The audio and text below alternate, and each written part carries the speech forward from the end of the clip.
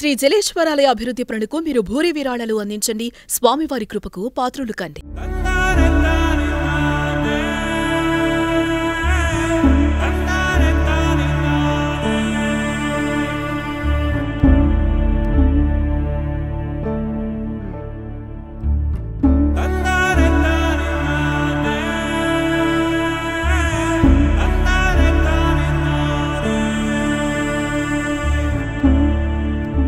ఏమైందని చెప్పి ఊరికైతే దొరికినా నేను అంబులెన్స్ పోతాను నా కళ్ళ ముందు పోతాంది నేను అందుకోవాలని చెప్పి దొరికితే నాకు ఇక్కడ ఆశ్చర్యం అయింది.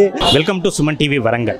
మనం వరంగల్లోని క్యూర్వెల్ ఆసుపత్రిలో ఉన్నాం. వరంగల్లో ఒక ప్రసిద్ధమైన ఆసుపత్రిలో ఇదొకటి. అయితే గత కొద్ది రోజులుగా అది చిన్న హాస్పిటల్ అయినా పెద్ద హాస్పిటల్ అయినా కూడా మొత్తం మీద ఠాగూర్ సినిమాలోని సన్నివేశాలు రిపీట్ అవుతున్నాయి. ఇక్కడ కూడా క్యూర్వెల్ హాస్పిటల్లో ఇదే జరిగింది. దీనికి సంబంధించిన వివరాలు విశేషాలు ఒకసారి చెప్పాల్సి వస్తే స్థానికంగా అంటే పీసర అత్తగారు తర్వాత గవిచర్ల ప్రాంతానికి సంగం మండలం గవిచర్ల ప్రాంతానికి చెందిన ప్రవల్లిక అనే అమ్మాయి ఇది రెండవ డెలివరీ. ఇంతకుముందు ఒక బాబు ఉన్నాడు, ఒక 6 సంవత్సరాల బాబు. ఇప్పుడు రెండవ డెలివరీ కోసం ఈ ఆసుపత్రిని రెగ్యులర్గా వాళ్ళు తల్లిదండ్రులు కాంటాక్ట్ చేస్తున్నారు. రెండవ డెలివరీకి సంబంధించి కూడా 2 రోజుల క్రితం ఆదివారం సాయంత్రం ఈ ఆసుపత్రిలో చేర్చారు. చేర్చిన తర్వాత కూడా హాస్పిటల్ నుంచి కూడా డాక్టర్ హేమ ఇక్కడ ఎవరు కూడా పెద్దగా సమాచారం సరైన ఇన్ఫర్మేషన్ లేదు. చేరిన తర్వాత డెలివరీ కోసం తీసుకెళ్లారు. బాగానే అయిందని చెప్పారు. పాప పుట్టిందని కూడా సంతోషంగా చెప్పిన తర్వాత ఆ పరవశంలో ఉన్న అమ్మాయి కొద్దిసేపు అయిన తర్వాత ప్రవళిక పరిస్థితి విషమించింది. బాగా బ్లీడింగ్ అవుతుందన్న కారణంతో రక్తం తీసుకురావాల్సిందిగా అప్పుడు రక్తం అందుబాటులో లేకపోవడం హాస్పిటల్లో సమీప ప్రాంతంలోని ఏదైతే బ్లడ్ బ్యాంకులు ఉన్నాయో అక్కడ కూడా రక్తం అందుబాటులో లేకపోవడం, కొన్ని గంటల పాటు ఎవరైతే ప్రవళిక భర్త ప్రవళిక తమ్ముడు ఈ ఇద్దరు కూడా చాలాసేపు రక్తం కోసం తిరిగారు. కొద్దిసేపు అయిన తర్వాత మళ్ళీ రక్తం అందించారు. చిన్న చిన్న టెక్నికల్ కారణాలతోని శరీర సాంకేతిక కారణాలతోని ఇబ్బంది పెట్టారు. అప్పటికే అమ్మాయి చనిపోయిందని బంధువులు భావిస్తున్నారు, కానీ బాగానే ఉన్నదని వాళ్ళు నమ్మించారని వీళ్ళు ఆరోపిస్తున్నారు. అక్కడి నుంచి ఇక్కడ విశేషం ట్విస్ట్ ఏమిటంటే ఏదైతే క్యూర్వెల్ హాస్పిటల్ ఉన్నదో క్యూర్వెల్ ఆసుపత్రి డాక్టర్ హేమ కావచ్చు, ఆసుపత్రి యాజమాన్యం కావచ్చు, బంధువులకు ఏమీ చెప్పలేదు. కేవలం సినిమాల్లాగా హడావిడి చేయడం, తర్వాత ఇంకా కొన్ని పైసలు కట్టించడం, తర్వాత రక్తాన్ని తెప్పించడం ఇక్కడి వరకు జరిగింది. చివరకు నిన్న రాత్రి అంటే సోమవారం రాత్రి మళ్ళీ హుటాహుటిన ఎవరైతే పేషెంట్ ఆపదలో ఉంటే బంధువులకు తప్పనిసరిగా ఇన్ఫర్మేషన్ ఇస్తారు, లేదా బంధువులను తోడుకొని వేరే హాస్పిటల్కి వెళ్తారు. కానీ ఇక్కడ మాత్రం విశేషం ఏంటంటే బంధువులు ఎవరికి చెప్పలేదు, బంధువులను ఎవరిని వెంట పంపించలేదు. క్యూర్వెల్ ఆసుపత్రి యాజమాన్యం మాత్రమే అంబులెన్స్ను సిద్ధం చేసి స్థానికంగా హనుమకొండలో ఉన్న ఏకశిల మ్యాక్స్ కేర్ హాస్పిటల్కి తరలించారు. అప్పటికే బంధువుల ఆరోపణ ఏంటంటే మాకేమి ఇన్ఫర్మేషన్ ఎందుకు చెప్పలేదు, ఎలాంటి సమాచారం ఎందుకు ఇవ్వలేదు, సమాచారం ఇచ్చిన తర్వాత కూడా అసలు అక్కడికి ఆమె విగతజీవిగా ఉంది కానీ మాకు చెప్పకుండా తరలించారు, ఇదంతా కూడా ఒక సినిమాల్లాగా నాటకం ఆడారని మ్యాక్స్ కేర్ వెళ్ళిన తర్వాత అక్కడి వైద్యులు అప్పటికే దాదాపుగా చనిపోయినట్లుగా ధృవీకరించారు. దీంతో మళ్ళీ పోస్ట్ మార్టానికి ప్రవళిక మృతదేహాన్ని పంపించారు.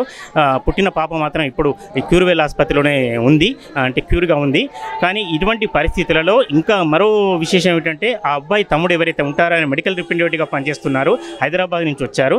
ఇదంతా హడావిడి చూసి ఆయనకి ఏమీ అర్థం కాకుండా అకస్మాత్తుగా పరిగెత్తుకొని వస్తే మెట్ల మించి దూకి కింద పడడం జరిగింది. అతని కాలు ఫ్రాక్చర్ అయింది. దాదాపు 2 నెలలు విశ్రాంతి తీసుకోవాల్సిన పరిస్థితి. ఒకవైపు ఆ అమ్మాయి అంటే ఎవరైతే ఇంట్లో గృహిణి ఉన్నారో ఆ ప్రవళిక చనిపోవడం, తర్వాత పాప ఇంకా చికిత్స పొందుతుంటాం. వారి తమ్ముడు ఎవరైతే ఉంటారో ఇంటిని కాపాడాల్సిన వ్యక్తి ఆ తమ్ముడికి ఈ ప్రమాదంలో కాలు విరిగి అడ్డం పడిపోవడం, ఇవన్నీ జరిగినా కూడా యథావిధిగా బిల్లులు కట్టియడం, రక్తం కోసం పంపించడం, ఇంకా ట్రీట్మెంట్ చేస్తున్నా నమ్మించడం, ఇవన్నీ కాకుండా మ్యాక్స్ కేర్ హాస్పిటల్కి పంపి బంధువులను కూడా ఎవరికి సరైన సమాచారం ఇవ్వకుండా మ్యాక్స్ కేర్ హాస్పిటల్కి పంపించడం ఇది క్యూర్వెల్ హాస్పిటల్ యాజమాన్యం చేసింది. దీంతో బగ్గుమన్నారు చాలా వరకు నిన్నటించి కూడా. ఇవన్నీ వీళ్ళ అర్థనాదాలు, వీళ్ళ ఆవేదన ఇలా ఉంటే ఇంకా స్థానిక పోలీసులు లేకపోతే స్థానిక పోలీస్ స్టేషన్ సంబంధించిన వ్యక్తులు మాత్రం వీళ్ళెవరిని కూడా లోపలికి రానియకపోవటమే కాకుండా వీళ్ళని దూరంగా పంపించే ప్రయత్నాల్లో వాళ్ళే కూడా పోలీసుల వల్ల చాలా ఇబ్బందులు పడ్డారు. దీంతో ఇప్పటికైనా వెంటనే తమకు న్యాయం చేయాలని, దీనికి సంబంధించిన పూర్తి సమగ్ర దర్యాప్తు జరగాలని బంధువులు కావచ్చు, వాళ్ళ కుటుంబ సభ్యులు కావచ్చు మొత్తం డిమాండ్ చేస్తున్నారు. ఇక్కడ మనం తెలుసు క్యూర్వెల్ ఆసుపత్రి ప్రాంగణంలో ఉన్నాం. పెద్ద సంఖ్యలో అటు గవిచర్ల నుంచి కావచ్చు, లేకపోతే పీసర గ్రామం నుంచి కావచ్చు, వాళ్ళంతా వందల సంఖ్యలో వారి తల్లి కావచ్చు, పిన్ని కావచ్చు, వాళ్ళ తమ్ముడు ప్రస్తుతం మనతోనే ఉన్నాడు, వాళ్ళందరితో పాటు వందలాది మంది కుటుంబ సభ్యులు కూడా ఇక్కడ చేరుకున్నారు. పూర్తి స్థాయి దర్యాప్తు జరపాలి. అసలు ఎందుకు బ్లీడింగ్ అయింది, బ్లీడింగ్ అయిన విషయాలు మాకెందుకు చెప్పలేదు, దాదాపు 2 గంటలు చికిత్స చేస్తున్నామని ఎందుకు నమ్మించారు, నమ్మించినప్పుడు ఏం జరుగుతుందనేది పేషెంట్ ఎప్పుడైతే ఆరోగ్య పరిస్థితి మాకు చెప్పాలి, కానీ అటువంటి ఏం చెప్పలేదు. ఇవన్నీ అయిపోయిన తర్వాత మ్యాక్స్ కేర్ హాస్పిటల్ తరలించినప్పుడు ఏం జరుగుతుంది, తరలించిన తర్వాత కూడా మా బంధువులకు ఎందుకు చెప్పలేదు, బంధువులను వారి వెంట ఎందుకు పంపించలేదు అని వాళ్ళు ప్రధానంగా ఆరోపిస్తున్నారు. మరి ఈ ఆరోపణలకు పూర్తి స్థాయిలో క్యూర్వెల్ హాస్పిటల్ యాజమాన్యం జవాబు చెప్పాల్సిన అవసరం ఉంది. తెలిసింది ఏం జరిగిందో చెప్పండి. పాప పేరు చెప్పండి. నా బిడ్డ పేరు పరవలిక. నా బిడ్డను రేపు 10వ తారీఖు తీసుకురాలి, ఆపరేషన్ చేస్తా అన్నది. ఈ హాస్పిటల్నే 10వ తారీఖు దాటద్దు, పేగు మెడకేసుకొని ఉన్నది. అబ్బాయో అమ్మాయో నేను 10వ తారీఖు లోపు నేను ఆపరేషన్ చేసి నేను తీస్తా అన్నది. అంటే నేను నా బిడ్డను 10 గంటలకు నేను 9 తారీఖే తీసుకొచ్చిన. 9 తారీఖు తీసుకొని వస్తే ఆ నైట్ ఈడ పండుకున్నాం. నిన్న తెల్లారంగా నా బిడ్డకు బట్టలు వేసిండ్లు, లోపలి తీసుకుపోయిండ్లు. 9:30కు తీసుకుపోయిండ్లు నా బిడ్డను. 9:30కు తీసుకుపోయిన వాళ్ళు నా బిడ్డ తీసుకుపోతా అంటే అమ్మ బాయ్ అని చెప్పుకుంటా పోయింది, కొడుకు బాయ్ అని చెప్పుకుంటా పోయింది. నవ్వుకుంటా కిచ్చరా బిడ్డ. నా బిడ్డ 24 ఏండ్లే. తొలచూరు కాన్పు గుట్ట కింద కాన్లు అయింది నా బిడ్డ. ఆయన కొడుకు ఇగో ఈ కాన్పు 2వ కాన్పు. ఇప్పుడు కూడా అందుకే తీసుకుపోతాను.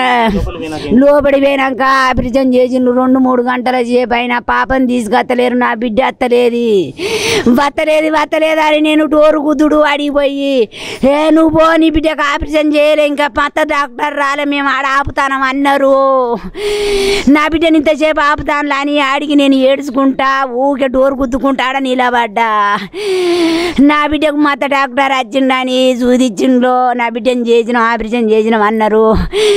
మా బిడ్డని తీసుకుని నా మనవరాలను తీసుకొచ్చి మా అల్లుని చేతిలో పెట్టిండ్రు. నా బిడ్డ ఎట్లున్నది, మంచిగా ఉన్నదా అన్న. నీ బిడ్డ బాగానే ఉన్నది, కాకుండా ఆపరేషన్ చేయనా మరి ఇట్లనే అన్నది. చేయండి మేడం ఆయన మా అల్లుడు చెప్పిండు. చేస్తానన్నది, బాగున్నది, మంచిగా ఉన్నది, చేస్తా అన్నది. ఇంత లేటుగా ఎందుకు అవుతుంది నా బిడ్డ కన్నా అంటే, నీ బిడ్డకు పేగులు సదిరి కుట్లెత్తాను, మత డాక్టర్ రాలేదు, లేట్ అయింది అన్నది. అన్నాక నా బిడ్డ 4 గంటలకి ఇతనికి తీసుకొచ్చింది. 2 గంటల 2 అవుతుంది ఇతనికి తీసుకొచ్చింది. ఇగో పవలికని తీసుకొస్తాను చూపెడతాం రా అన్నది. ఉరికినా మా అల్లుడు చూసిండు, నా కొడుకు చూసిండు, నేను చూసిన. ఆ రూమ్లోకి తీసుకొచ్చింది. ఆ రూమ్లో వేసిండ్రు, ఆకు సీతను పెట్టిండ్రు, అదేమో మిషన్లు నడిచేది పెట్టిండ్రు. నా బిడ్డ దగ్గర నేను మళ్ళీ పోయి వస్తానని మల్లూరికినా. మల్లూరికి ఏమనిపిస్తుంది బిడ్డ, నీకు చెప్పే బిడ్డ గింతసేపు చేసిండే నీకు ఆపరేషన్ బిడ్డ అన్న. అమ్మ నా తలకాయ తిరుగుతుంది, నా గొంతు గుంజుకపోతుంది అమ్మ, నాకు దూపు అవుతుంది అమ్మ అన్నది. నా బిడ్డ ఎట్లా చేస్తుంది, 1 మాట 2 మాటలు అన్నది ఎట్లా చేస్తుంది అని నేను ఏడ్చుకుంటూ చెప్తే ఉరికి వచ్చిండ్రు డాక్టర్లు 5-6. అవేంటివో పెట్టి చూసిండ్రు. బీపీ చూసిండ్రు. బీపీ చూసి బీపీ టవన్ అయింది, లోపలి తీసుకుపోవాలని మళ్ళీ నా బిడ్డను లోపలి తీసుకుపోయిండ్రు. లోపలి తీసుకుపోయి మళ్ళీ మత డాక్టర్కి ఫోన్ చేసింది. మత డాక్టర్ని రప్పించింది. మళ్ళీ నా అల్లుడికి నా కొడుకు బెడ్ కావాలా, బెడ్ అవసరం ఉంటుందని తోలుతా అంది నా కొడుకు. నా బిడ్డ నా అల్లుడు 30,000 బెడ్ కొనుక్కొచ్చి తాన్లు పాకెట్లు ఎక్కిస్తాంది.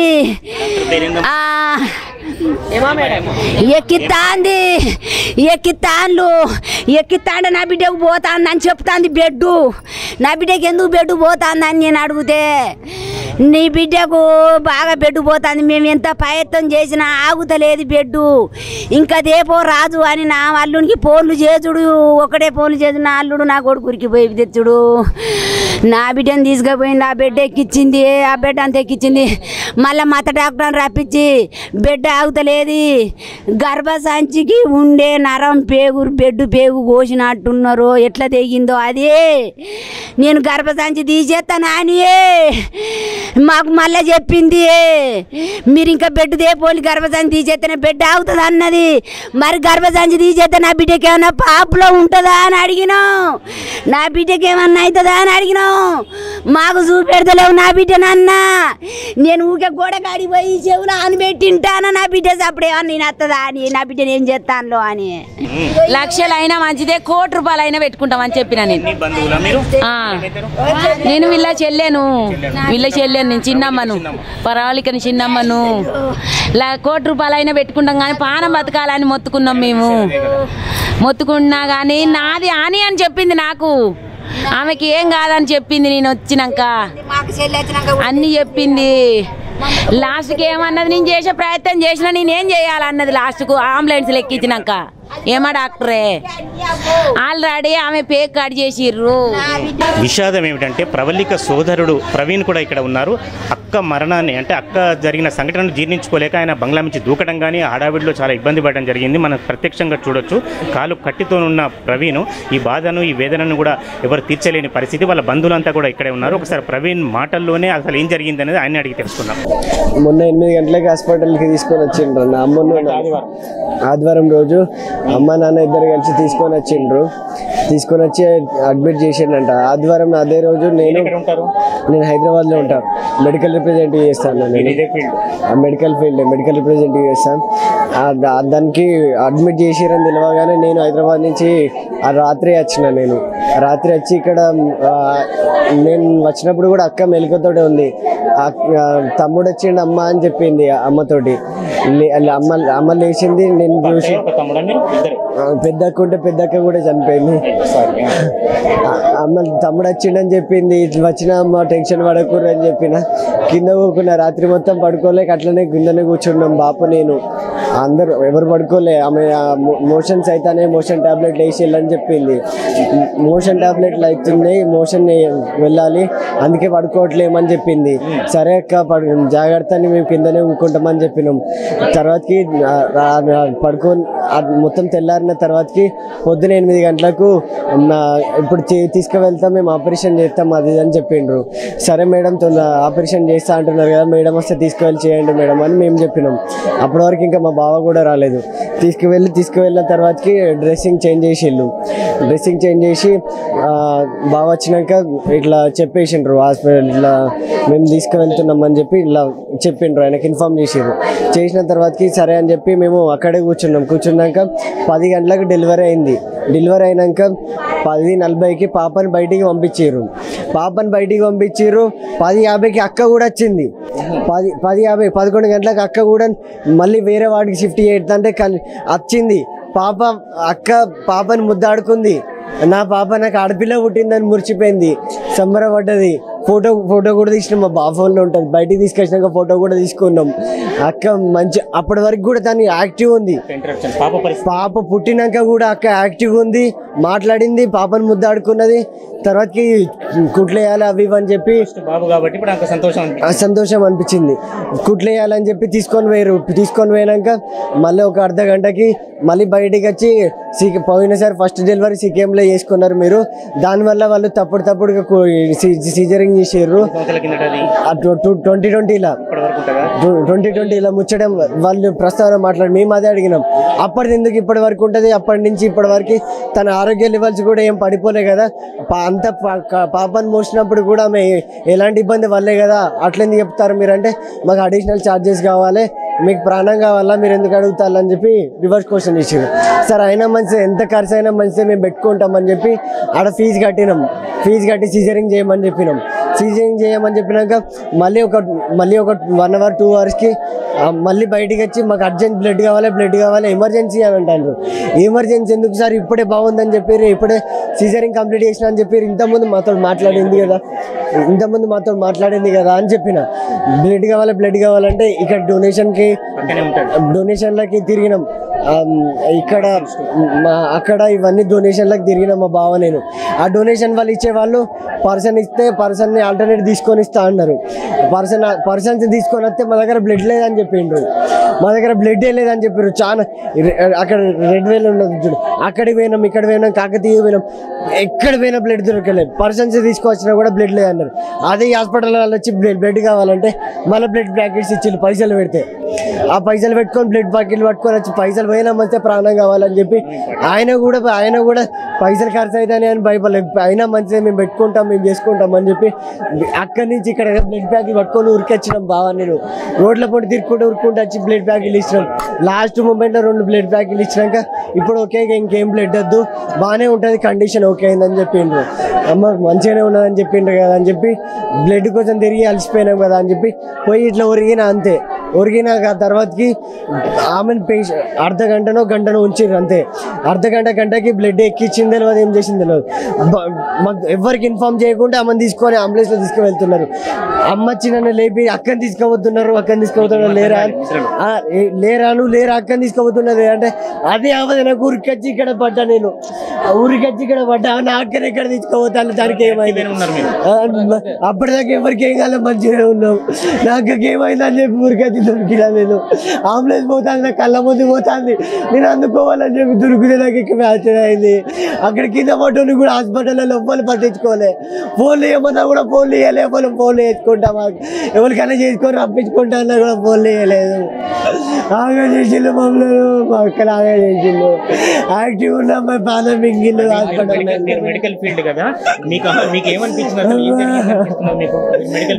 హాస్పిటల్ దౌర్జన్యమే. యాక్చువల్గా మేడం అక్కడ జూనియర్లు చేసిళ్ళు ఆపరేషన్, మళ్ళీ 3 ఆపరేషన్లు చేసిళ్ళంట, 3 చేసిళ్ళంట.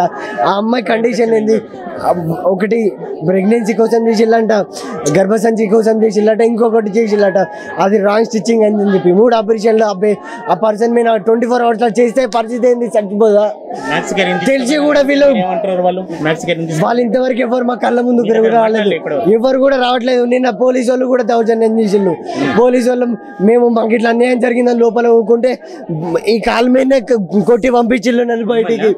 పోలీసు వాళ్ళే అవలముండలారా ఇక్కడ కుక్కకూర అని అన్నారు మా అమ్మ వాళ్ళని. ఇట్లా పోలీసు వాళ్ళు కూడా దౌర్జన్యం చేసిళ్ళు నిన్న.